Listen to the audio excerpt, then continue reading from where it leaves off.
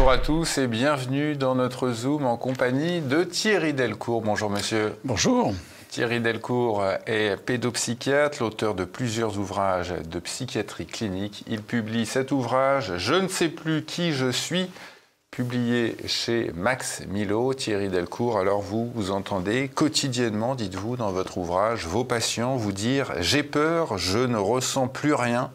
C'est comme si ce n'était pas moi. Vous expliquez cela par une fragilisation de leur identité, un mal-être qui s'accentue à vos yeux depuis le début du XXIe siècle. Alors, pourquoi ce phénomène psychiatrique est-il occulté dans les médias? Moi, je n'entends pas ce problème être évoqué dans nos médias.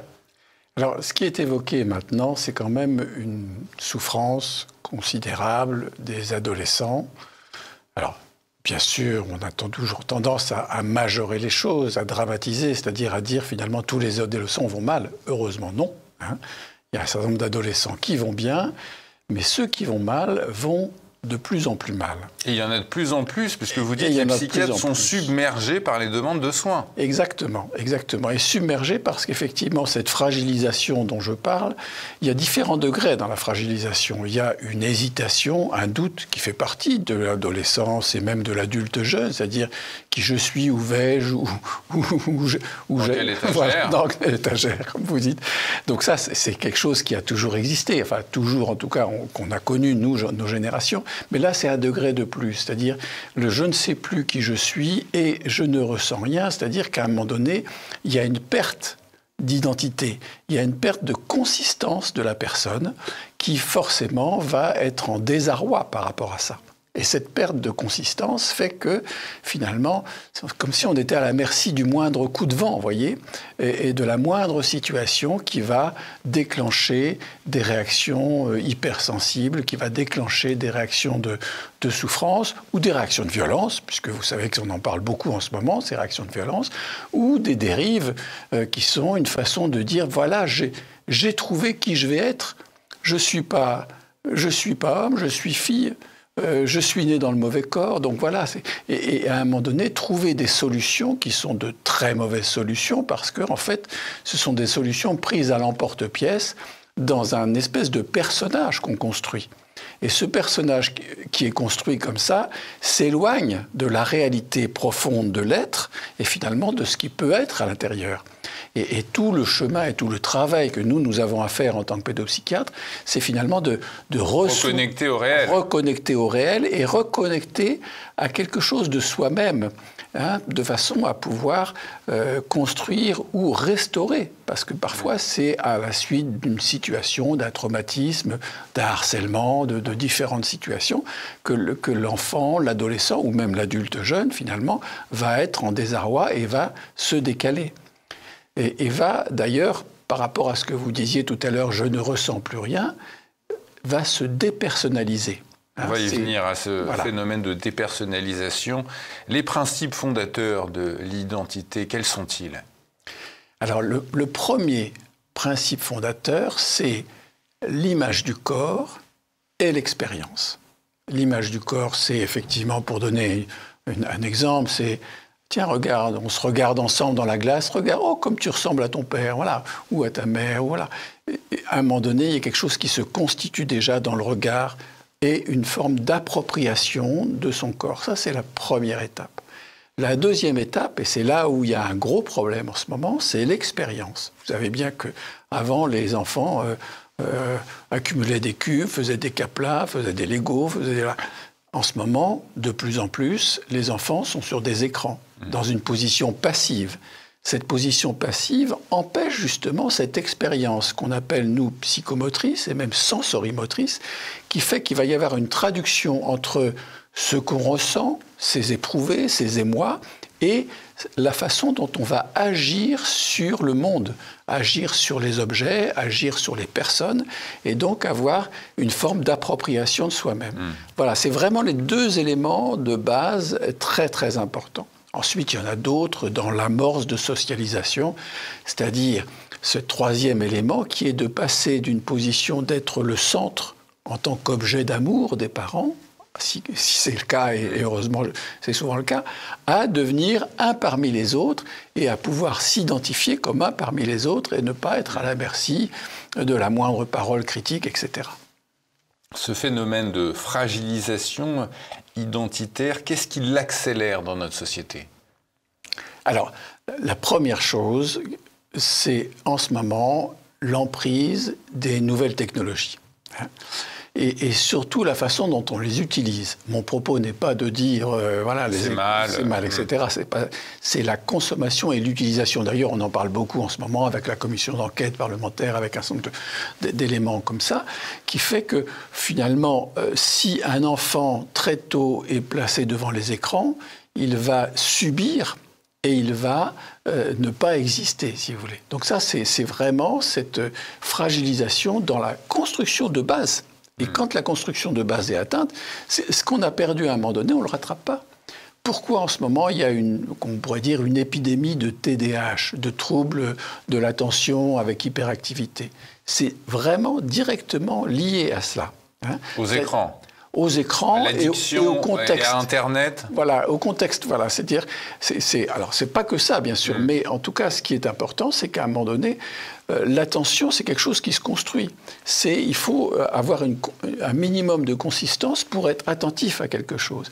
Et c'est quelque chose qui se construit à la fois dans cette dimension d'action, mais aussi dans les limites qui sont posées par les parents. Parce qu'arrive là la question de la relation éducative et des limites que les parents posent, notamment, on parle souvent de cette capacité d'accéder à la frustration, c'est-à-dire d'accéder à quelque chose qui va dire non, je n'aurai pas immédiatement ce que je veux, je tends la main, non, je ne l'aurai pas, il va falloir faire un chemin qui va être un chemin d'expression, de quête de son propre désir et de compréhension que le monde n'est pas à sa merci.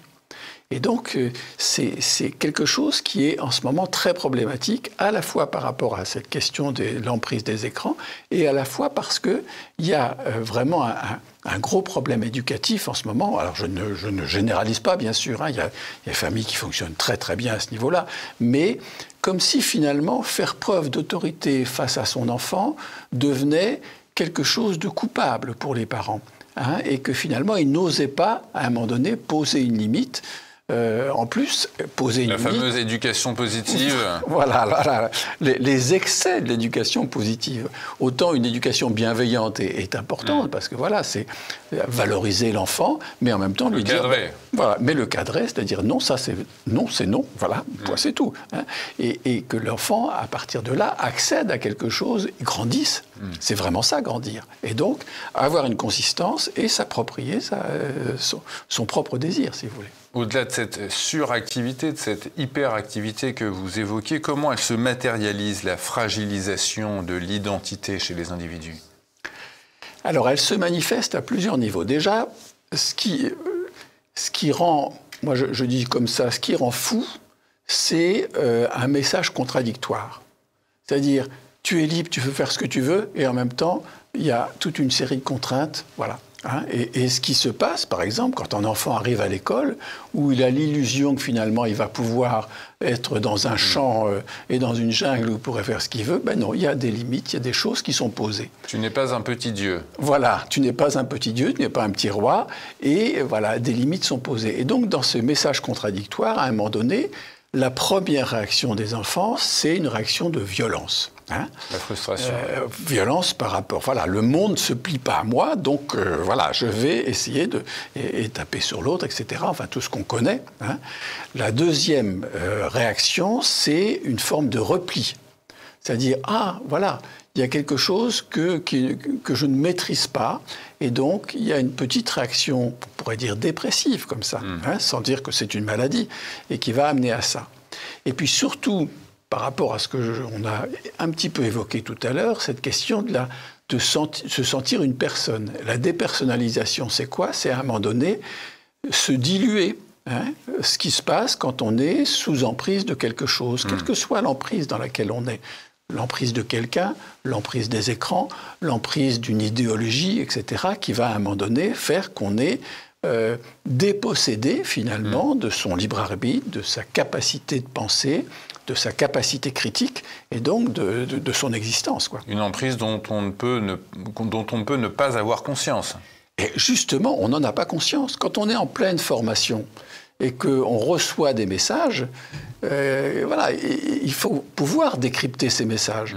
Donc imaginez si effectivement il y a des parents qui sont là, qui aident à décrypter, s'il y a des enseignants qui à un moment donné aident à décrypter, voilà, l'enfant va progressivement avoir sa capacité critique. Par contre, s'il est livré à lui-même d'une façon ou d'une autre, ou sur des écrans, ou si les parents eux-mêmes ne sont pas disponibles, hein, il y a quand même quelque chose qui se passe à ce niveau-là, qui fait que non seulement il y a ce problème d'autorité qu'on évoquait tout à l'heure, mais il y a aussi le fait que les parents travaillant ou étant eux-mêmes occupés sur leurs écrans ou à leurs activités personnelles, ont peu finalement de disponibilité pour leurs enfants.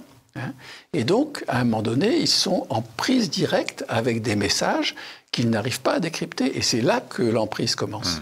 Alors, à l'origine de la dépersonnalisation que vous évoquez dans votre ouvrage, il y a, dites-vous, un processus de dissociation. Vous l'évoquiez un petit peu à l'instant. Qu'est-ce que ça veut dire, la dissociation de l'identité ? Comment ça arrive ?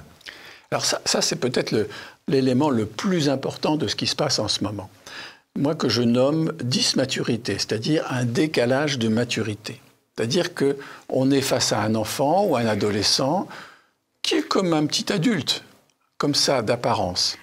Et au fond, toutes les émotions, tous les éléments intérieurs sont très fragiles.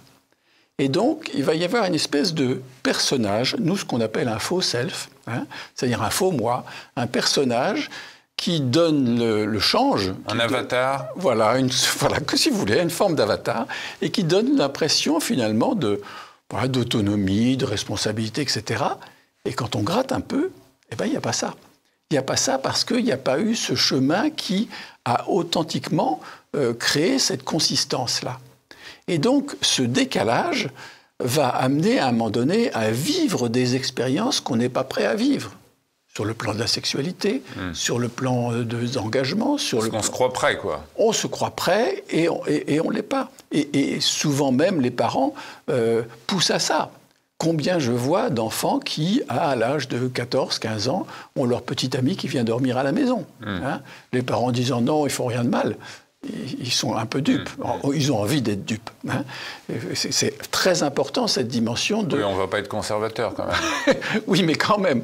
Mais quand même. C'est-à-dire que... Moi, j'ai entendu... Je vous donne un exemple. J'en ai des milliers d'exemples. Mais d'une jeune fille qui s'appelait Elsa, voilà, Elsa, c'est un nom, bien sûr, anonymisé, et qui, effectivement, dormait avec son petit copain, mais les parents disaient, mais il ne se passe rien entre eux. Et elle, toutes les nuits, subissait quelque chose qu'elle ne voulait pas.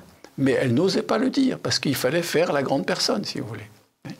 Mais cette dissociation, moi j'ai déjà entendu des témoignages de starlettes américaines me dire ou se voir en photo en disant « mais ça c'est pas moi, c'est mon avatar ». Est-ce que vous avez vu ces témoignages de chanteurs américains qui prétendent avoir une double personnalité ? Ça relève parfois, on a l'impression d'avoir affaire à des phénomènes de possession quasiment. Exactement. Et maintenant, c'est plus seulement des doubles personnalités, mais c'est tout un cumul comme ça. Et on voit effectivement, on parle beaucoup en ce moment des alters, c'est-à-dire c'est pas simplement l'ami imaginaire qu'un enfant a qui dialogue comme ça, comme avec un doudou. C'est effectivement une façon d'extérioriser ses propres contradictions et de finalement se dissocier comme ça en plusieurs... C'est soi, mais dissocier, disséminer, éclater, si vous voulez. Et c'est ça qui pose problème. Et c'est là où on franchit la dimension du trouble vers la pathologie. Hein. On parle beaucoup en ce moment de borderline, d'état limite. Et ça dit bien, c'est vraiment ce qui se passe au niveau des pathologies. C'est une nouvelle expression qui est vraiment délicate, difficile, avec des conséquences importantes, de tentatives de suicide, de scarification, d'anorexie, etc. Et dans ces situations, voilà, la personne finalement perd complètement pied par rapport à elle-même. Cette violence sur le corps, est-ce que le tatouage, cette mode du tatouage peut être assimilée à une forme de violence contre son corps ? Alors pour moi, non. Je ne suis pas fan du tatouage. La scarification, le tatouage est une forme de scarification. C'est une forme de scarification. Quand même des aiguilles avec de l'encre au bout, quoi. Oui, mais la différence, c'est quand un adolescent vous parle de la façon dont il se scarifie, c'est-à-dire j'ai mal, j'ai ma souffrance, mon angoisse, et pour apaiser ma souffrance, je vais me taillader et parfois aller profond dans la façon de se taillader et de ressentir ce mal, finalement, vient apaiser cette espèce de grand mal-être de la dissociation dont je vous parlais. C'est comme si, finalement, de ressentir son corps comme ça ramenait un peu d'unité. Vous voyez, c'est différent du tatouage. Voilà. Pourquoi cette mode du tatouage? On peut le poser, effectivement, dans une société où il y a certainement une recherche d'ancrage, c'est le cas de le dire, ancrage à tous les niveaux, mais c'est pas du même ordre, si vous voulez. Hein. Par contre, effectivement, quand on est pris dans un système de mode, c'est-à-dire on va croire qu'on est un individu, voilà, une star finalement, alors que finalement on rentre dans un modèle, dans un groupe, dans un clan où tout le monde s'habille, fait pareil, sur un mode satanique, sur un mode autre, voilà, et tout le monde fait pareil, mais on a l'impression d'avoir une individualité à travers l'identité de groupe. Et cette radicalisation, vous dites, mode de pensée et d'action jusqu'au boutiste, comment ça se manifeste chez vos patients ? Alors, j'en parlerai, ça se manifeste de différentes façons, mais j'en parlerai plus autour de ce qu'on appelle actuellement la transidentité. Hein. C'est-à-dire que, je vous donne deux petits exemples. Le premier, c'est une jeune fille qui vient à peine d'avoir 18 ans, ou non, je crois qu'elle est à 2 jours de son anniversaire, et elle vient me voir en me disant « Je veux que vous me fassiez un certificat, car je veux me faire enlever l'utérus par mon gynécologue, parce que je ne veux pas avoir d'enfant et je ne veux pas avoir d'utérus. » Voilà. Donc, peu de perplexité. Ouais. J'essaye de l'interroger un peu, et sa réaction est extrêmement violente. C'est-à-dire, en gros, voilà, c'est comme ça qu'à partir de là, finalement, elle revient chez son gynécologue qui lui dit « Désolé, je ne peux pas ». Et moi, elle m'insulte au téléphone parce que j'ai osé, à un moment donné, mettre un peu de décalage dans sa demande. Hein. Autre situation, Mais comment est-ce qu'on en arrive à ce point, quand on est une jeune fille, à demander à un professionnel comme vous « je veux me faire retirer l'utérus parce que je ne veux pas en avoir ». Mais est-ce que c'est inédit, ce phénomène? C'est inédit avec cette violence. C'est-à-dire c'est inédit, et que ce soit aussi les demandes de changement de sexe. J'ai décrété, je suis dans le mauvais corps, et maintenant, il faut que ça cesse, il faut que vous fassiez le nécessaire. Et donc, nous d'ailleurs, on est dans une position délicate, les pédopsychiatres, parce que à la fois on nous dit « vous ne devez pas mettre en cause cette décision d'un adolescent », et en même temps, on ne doit pas faire une faute déontologique par rapport à une position qui serait complètement aberrante, c'est-à-dire « oui, je signe un certificat pour que vous passiez ça ». Alors qu'est-ce que vous faites face à cette violence, face à... C'est du militantisme. C'est dans le cas de la transidentité, on voit le woke, le phénomène woke au-dessus qui plane. C'est la conséquence, oui, c'est ça. C'est la conséquence du militantisme. C'est-à-dire quand un enfant va pas bien, quand un adolescent va pas bien, il va sur Internet, il va chercher les choses, TikTok, ailleurs, il va croiser quelqu'un qui lui dit voilà, si c'est ça, moi j'ai ta solution. En gros, hein, je sais, si c'est ça, j'ai ressenti la même chose, ça veut dire que voilà, t'es dans le mauvais corps et il faut faire quelque chose à ce niveau-là. Et à partir de là, cet effet activiste, si vous voulez, va amener la personne à dire ben voilà, j'ai ma réponse. Et c'est tellement rassurant d'avoir une réponse. Hein. C'est-à-dire, je suis en désarroi, je suis en angoisse et quelqu'un me donne la réponse. Et donc, voilà, la démarche va se faire. Heureusement, la plupart du temps, il y a un esprit critique qui arrive, mais pour certains qui sont dans une position fragile ou qui sont à la limite d'un trouble autistique, si vous voulez, ils vont s'engouffrer là-dedans. Hein. Et donc, c'est plutôt eux qui subissent la violence d'une radicalisation actuelle plutôt que eux qui sont dans une radicalisation. Après, ils sont dans une exigence parce que tout est mis en place, il faut que tu ailles voir tel ou tel, et à partir de là, il va faire ce qu'il faut, et tu dois exiger ce que tu veux. Hein. Mais comment vous leur faites prendre conscience individuellement qu'il faut subir, s'adapter ou refuser cet environnement? Alors moi, déjà, je les écoute, et puis je dis, allons un peu plus loin. Allons un peu plus loin. Parce que la question ne va pas être de... Vous les faites un peu mouliner, quoi. Voilà. La question ne va pas être de subir. Et imaginez, si je leur demande de subir, je vais être celui qui, justement, accentue leur angoisse. Je vais les aider à essayer de décrypter quelque chose dans leur mal-être. Et c'est refuser l'idéologie, en fait. C'est prendre du recul par rapport à ce qui nous prend, quoi. Bien sûr, bien sûr. Le pédopsychiatre, par définition, est anti-idéologique. Il doit, à un moment donné, démonter tout ce qui va envahir la personne avec une idéologie qui viendrait à la place de sa propre réflexion, de son propre esprit critique, de son propre engagement, voilà, quel que soit cet engagement. Et donc, ce que je fais, moi, et ce que font heureusement la plupart des pédopsychiatres, c'est dire, mais pourquoi ça? Et puis voilà comment ça s'inscrit. Et puis progressivement analyser, décrypter, jusqu'à ce qu'à un moment donné apparaisse le pourquoi. Et parfois on retrouve un traumatisme d'enfant, parfois on retrouve un sentiment de ne pas être aimé. Voilà, des tas de choses comme ça qui avant s'exprimaient autrement, qui s'exprimaient de façon dépressive par exemple, et qui maintenant s'expriment sous ce mode-là. Est-ce qu'il y a des soins cliniques, médicamenteux pour restaurer une identité fragilisée? Comment vous vous y prenez face à un enfant complètement paumé dont il faut restaurer l'identité? Oui, il y a plusieurs niveaux. Le premier niveau, qui est l'essentiel, c'est la pensée, la réflexion, aider la personne à analyser les choses. La deuxième, c'est l'action éducative. Et parfois, ça m'arrive, par exemple, je prenais l'exemple de cette situation d'une jeune fille qui avait cette exigeante transidentité. Après, quand elle a pu démonter les choses, elle a décidé de partir en internat pendant 2 ans. Ah oui. Voilà. Et cette décision de se mettre à distance des parents qui étaient dans une position très trouble par rapport à elle, l'a soulagée. Sauf que c'est une deuxième réponse éducative. Parce que les parents la confortaient dans son identité, dans sa transidentité, l'encourageaient à... Non, parce que les passages à l'acte des parents dans son histoire étaient, sans rentrer dans le détail, étaient très ambigus, c'est-à-dire une position... On distingue l'inceste et l'incestuel. L'inceste, c'est le passage à l'acte extrêmement grave, qui va détruire la personne.